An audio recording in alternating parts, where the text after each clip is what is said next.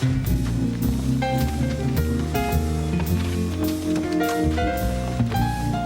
ever knock? Simple. You make a fist, and you hit the door. Excuse me, if you don't want the FBI file. Hold it. Trade. File, cappuccino machine. Look, cops are supposed to drink bad coffee. We're programmed to drink bad coffee. This place would fall apart without bad coffee. You don't know what you're missing. Hi, Fraser. Francesca. All right, here we go. Guy Bennett was into everything. Prostitution, numbers, extortion, gambling. This guy right here, Louis Three Lips Ricchetti. He's Bennett's brother-in-law. He's got a record as long as your arm. Johnny the Worm Maggot. He's second in command. Feds believe he takes care of the whole drug side of the operation. Okay, so he's got a suspect source of income, and he knows a bunch of guys with stupid nicknames. So what? So these creeps that we got here, they were part of the operation.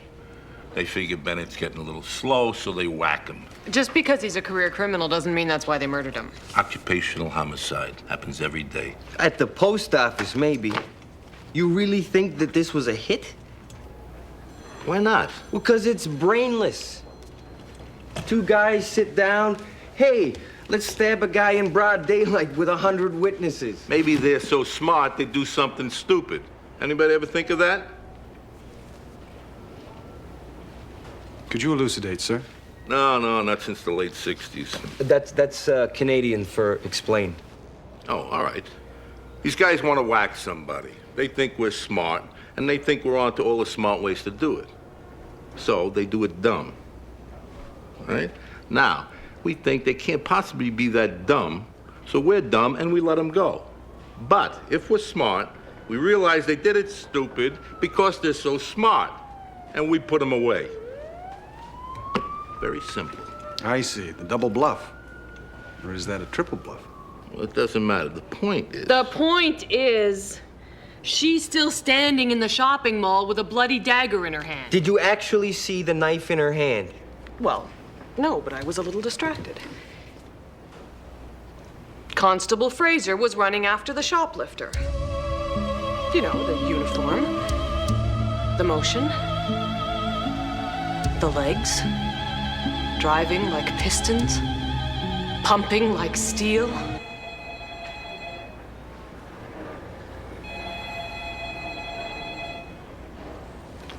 Something red going fast always draws the eye. I know exactly what you mean. I doubt it. Nevertheless, this was obviously not a crime of logic. It was a crime of passion. Oh, like in Sort of Desire. It's this great book I'm reading about this guy who has this huge Franny, never mind. problem because he's dating this woman who he's in love with, but she's not really in love with him. That's not it at all. She's involved with the older man. Perhaps even married to him. Maybe loves him. But let's say he's cold and unfeeling. He treats her badly. Probably abuses her. Wait a minute. What are you basing this on? From what I heard and what I saw. What I heard and what I saw. Who are you, Sherlock Holmes? You're a laugh riot detective. But if you had looked, you would have seen that she wore Cartier earrings mounted in rose gold and uncultured black pearls. Exactly the kind of gift an older man might give to buy affection and excuse his guilty conscience. Wow. That is one talkative necklace. But did you look at the hand? Because if you did, you would have seen she was wearing the young guy's school ring. Which means she was going out with the creep. They're all creeps. She could have stole the jewelry from her grandmother. She could have lifted the ring from her brother. She and the young man were friends. Lovers. Friends! Lovers. It is possible for a man and a woman to develop a personal platonic relationship based on friendship, a shared sense of values and mutual respect. Yeah, on Mars, maybe. Oh, no, here on Earth as well, Ray. I think it happens all the time. Doesn't sound like much fun to me. She met the young man. How'd she meet him? It doesn't matter how she met him. Maybe he was her delivery boy. Maybe he was her plumber. Maybe he was... Wait, her pool boy. Yes, like in The Sword of Desire. Well, okay, the guy in The Sword of Desire wasn't really the pool boy. He was actually An English lord. an English lord. All right, he's her pool boy. He meets her. He sees her with the older man, but he knows how terrible he is for her. He also knows she could never face him alone, so... She wants out of it, you understand? It's over. This for real? He looked at the young man first. Then he pulled his hand away from the young woman. No, that's wrong. He yanked it away harshly. It was like he was blaming Pool Boy for coming between the two of them. Harshly. It's him, isn't it? You couldn't do any better than a pool boy? This doesn't happen to me. You don't get to decide anymore, Mike. She doesn't love you. He grabbed her hand. Hard, hurting her. She could feel his brutality. I'm taking you home. Pool Boy couldn't stand to see it. He gripped my card and yanked her away. We're leaving now, Mike.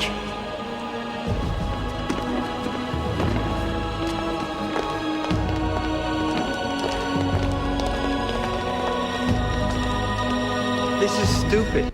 Oh, quiet, Ray. I mean, why is he doing all this if nothing's going on? Because he's giving of himself. He's a maroon. Pool boy? Please, Mike. My property. Nobody takes nothing away from me. Come on, let's get out of here. Can't you hear anything I say? The hell with you. Kill you, punk!